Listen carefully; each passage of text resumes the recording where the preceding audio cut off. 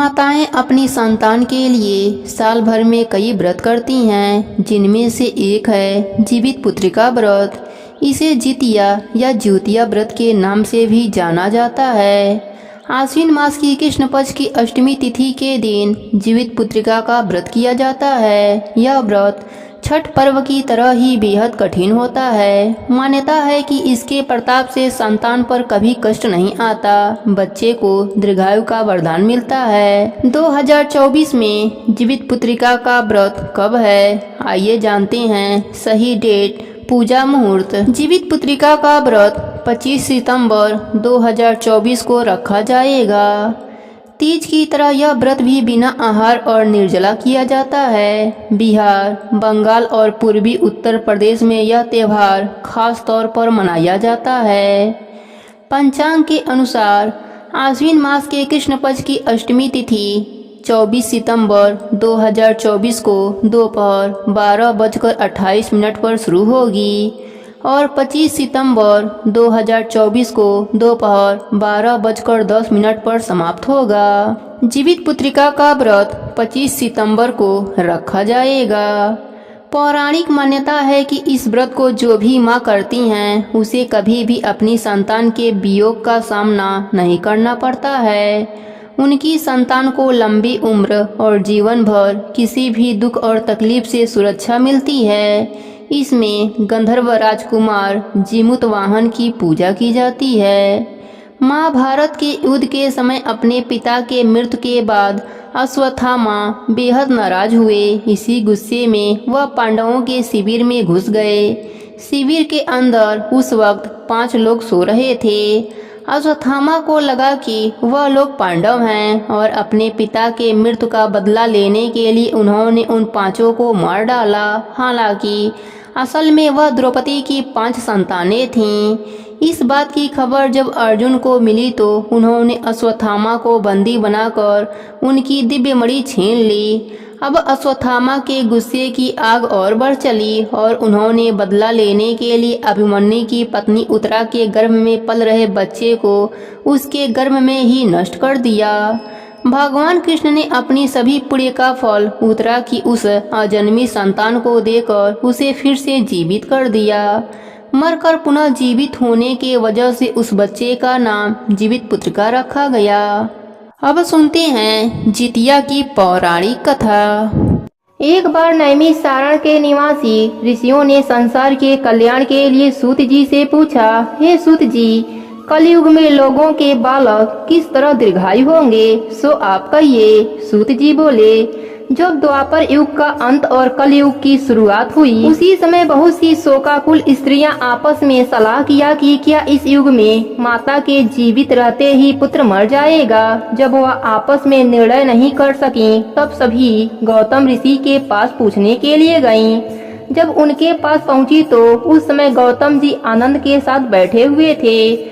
उनके सामने जाकर उन्होंने मस्तक को झुकाकर प्रणाम किया। तदंतर स्त्रियों ने पूछा, हे प्रभु, इस कलयुग में लोगों के पुत्र किस तरह से दीर्घायु होंगे, इसके लिए कोई व्रत या तप हो तो बताइए। इस तरह उनकी बात सुनकर गौतम जी बोले, आपसे मैं वही बात कहूँगा जो मैंने पहले से सुन रखी है। गौतम जी ने कहा, जब महाभारत युद्ध का अंत हो गया और दोनों पुत्र अश्वत्थामा के द्वारा मरा देखकर सब पांडव बड़े दुखी हुए, तो पुत्र के शोक में व्याकुल होकर द्रौपदी अपने सखियों के साथ ब्राह्मण से धौम्य के पास गयी और उनसे कहा, हे विप्र, कौन से उपाय करने से बच्चे दीर्घायु हो सकते हैं, कृपया करके ठीक ठीक कहिए। धौम्य बोले, सतयुग में सत्य वचन बोलने वाला, सत्य कर्म करने वाला समदर्शी जीमूतवाहन नामक एक राजा था। एक बार वह अपने स्त्री के साथ अपने ससुराल गया और वहीं रहने लगा। एक दिन आधी रात के समय पुत्र के शोक में व्याकुल होकर एक स्त्री रो रही थी, क्योंकि वह अपने बेटे के दर्शन से निराश हो चुकी थी।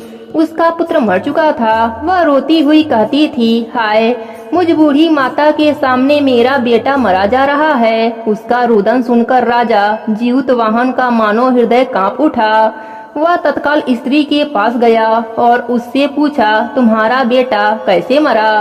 बूढ़ी माई ने कहा, गरुड़ प्रतिदिन आकर गांव के लड़कों को खा जाता है। इस पर दयालु राजा ने कहा, माता अब तुम रोओ मत, आनंद से बैठो, मैं तुम्हारे बच्चे को बचाने का यत्न करता हूँ। ऐसा कहकर राजा उस स्थान पर गया जहाँ गरुड़ आकर प्रतिदिन मांस खाया करता था। उसी समय गरुड़ भी उस पर टूट पड़ा और राजा के शरीर का मांस खाने लगा।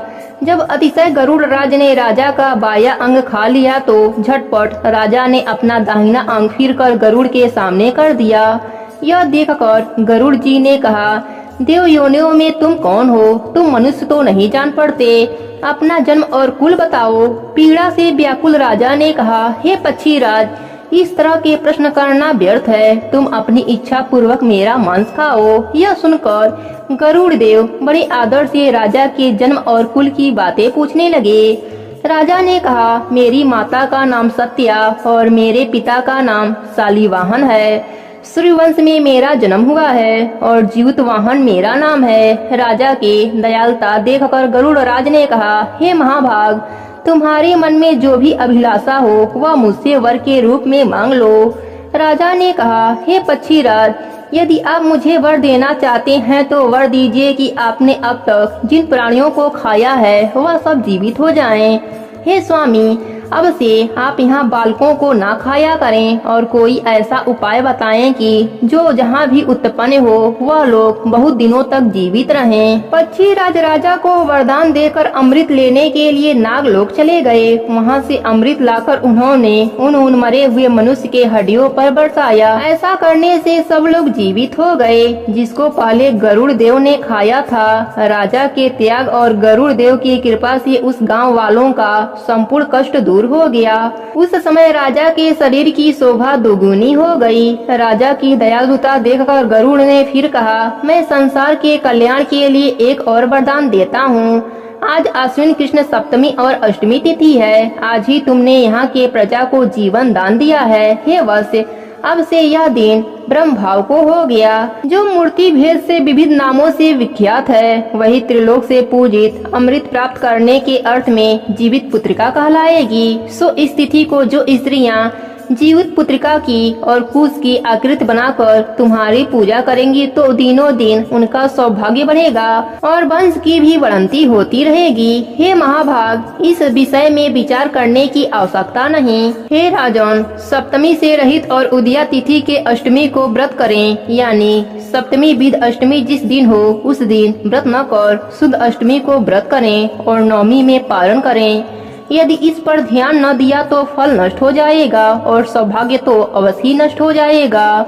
जीमूतवाहन को इस तरह का वरदान देकर गरुड़ बैकुंठ धाम को चले गए। राजा भी अपने पत्नी के साथ अपने नगर को वापस चले आए। धम्र द्रौपदी से कहते हैं, हे देवी, मैंने यह दुर्लभ व्रत तुमको बतलाया। इस व्रत को करने से बच्चे दीर्घायु होते हैं। हे देवी, तुम भी यह व्रत विधि पूर्वक करो, तुम्हें भी अच्छे फल की प्राप्ति होगी। धौम्य ऋषि की बात सुनकर द्रौपदी के हृदय में एक प्रकार का कौतूहल उत्पन्न हुआ और पूर्ववासिनी स्त्रियों को बुलाकर उनके साथ यह उत्तम व्रत किया। गौतम जी ने कहा, इस व्रत की महिमा को और इसके प्रभाव को एक चील ने सुन लिया और अपनी सखी सियारिन को बताया। इसके बाद पीपल वृक्ष की शाखा पर बैठकर उस चील ने और पीपल वृक्ष के खोखड़ में बैठकर सियारिन ने भी व्रत को किया। फिर वही चील किसी उत्तम ब्राह्मण के मुख से यह कथा भी सुनी और पीपल के खोखड़ में बैठी हुई अपनी सखी को सुनाया। सियारिन ने आधी कथा सुनी थी कि उसे भूख लग गई और वह उसी समय शव से भरी हुई शमशान में पहुंची। वहां उसने इच्छा भर मांस का भोजन किया और चील बिना कुछ खाए पिए रह गई और सवेरा हो गया। सवेरे वह गौशाले में गई और वहाँ गौ का दूध पिया। इस तरह नवमी को उसने पारण किया। कुछ दिनों के बाद वह दोनों मर गए और अयोध्या में किसी धनी व्यापारी के घर जन्मी। संयोग से उन दोनों का जन्म एक ही घर में हुआ, जिसमें सियारिन ज्येष्ठ हुई और चील छोटी बहन हुई। वह दोनों सभी शुभ लक्षणों से युक्त थीं। इसलिए बड़ी लड़की काशी राज और छोटी लड़की मंत्री के साथ विधि पूर्वक ब्याही गयी। पूर्व जन्म के कर्म फल से वह एक मृग नयनी रानी हुई, लेकिन किसी भी संतान को उत्पन्न करती वह मर जाता। और पूर्व जन्म की बातों को स्मरण करने वाली मंत्री की पत्नी ने 8 पुत्रों की माता बनी। सभी संतान तेजस्वी और बुद्धिमान थे, साथ ही सभी जीवित भी थे। अपने बहन के पुत्रों को जीवित देखकर ईर्ष्यावश राजपत्नी ने अपने स्वामी से कहा कि यदि आप मुझे जीवित रखना चाहते हैं तो इस मंत्री के सभी पुत्रों को उसी जगह भेज दीजिए जहां हमारा बच्चा गया है, अर्थात इन्हें मार डालिए। यह सुनकर राजा ने उस मंत्री के पुत्रों को मारने के लिए कई प्रकार का उद्यम किया, पर मंत्री की पत्नी के जीवित पुत्रिका व्रत के पुण्य से वह बच जाते थे। एक दिन राजा ने अपने आदमियों से उन पुत्रों का सिर कटवाकर पिटारी में रखवाया और वह पिटारी उनके माता के पास भिजवा दिया, किंतु वह बेशकीमती जवाहरात में बदल गए और भले चंगे 8 पुत्र अपनी माता के पास वापस आ गए। उनको जीवित देखकर राजपत्नी को बड़ा विस्मय हुआ। अंत में वह मंत्री की पत्नी के पास आई और उसने पूछा, बहन, तुमने कौन सा ऐसा पुण्य किया है जिसके प्रताप से बार बार मारे जाने पर भी तुम्हारे बेटे नहीं मरते? इस पर मंत्री की पत्नी ने कहा, पूर्व जन्म में मैं एक चील थी और तुम एक सियारन थी। दोनों ने जितिया का व्रत किया था। तुमने व्रत के नियमों को भली भांति पालन नहीं किया था और मैंने व्रत के नियमों का पालन किया था। उसी दोष के कारण हे बहन, तुम्हारे बेटे मर जाते हैं। अगर अभी भी तुम इस जीवित पुत्र का व्रत को करो तो तुम्हारे बेटे दीर्घायु होंगे। मैं तुमसे सच सच कहती हूँ। उसके कथना अनुसार रानी ने भी व्रत किया। व्रत के प्रभाव से रानी को पुत्र हुआ और दीर्घायु काल तक जीवित रहे। सूत जी कहते हैं कि सब प्रकार को आनंद देने वाला मैंने यह दिव्य व्रत बतलाया। स्त्रियां चिरंजीवी संतान चाहती हो तो विधि पूर्वक जीवित पुत्रिका का व्रत करें। प्रेम से बोले जीवित वाहन भगवान की जय हो।